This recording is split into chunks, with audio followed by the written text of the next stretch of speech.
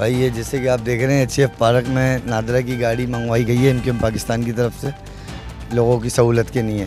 जिस तरह नादरा में जाके लोग पूरा पूरा दिन ख्वार होते हैं लाइनों में, यहाँ हमने सुबह 8 से 5 बजे तक की सहूलत दी है और आराम से सबका काम हो रहा है तरीके से ना।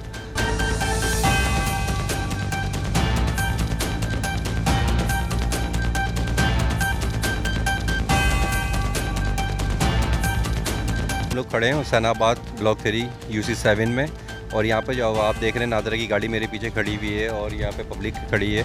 और यहाँ पे जो काम हो रहा है, किसी का NIC का मसला है, किसी का बेफॉर्म का मसला है, FRC के भी लोग आ रहे हैं और बेफॉर्म के ज़्यादा आ रहे हैं क्योंकि स्कूल खुलने वाले बच्चों के बेफॉर्म नहीं बने हुए। तो ये काम हो रहे हैं यहाँ पे इंशाल्लाह। ये खालिद मकबूल सिद्दीकी भाई जो हमारे चेयरमैन हैं एमक्यूएम पाकिस्तान के, उनकी काविशों से, इफ्तिकार आलम भाई हैं MP, उनकी काविशों से ये लगाई गई है नादरा वैन।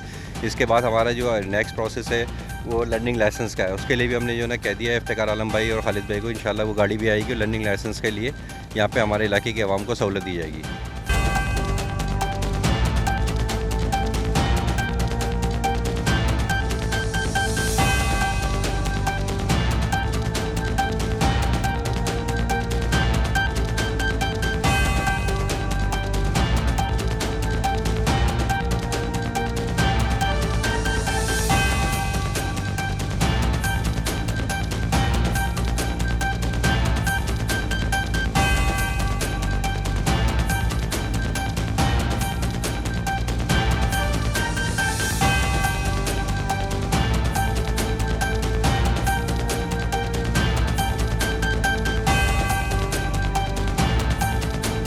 हम एमक्यूएम पाकिस्तान का बहुत शुक्रगुजार है क्योंकि हम मेगा सेक्टर के अंदर पूरी रातें गुजार के आए। रात को जाते थे, सुबह 8 बजे तक आते थे, मगर हमारा नंबर नहीं आता था।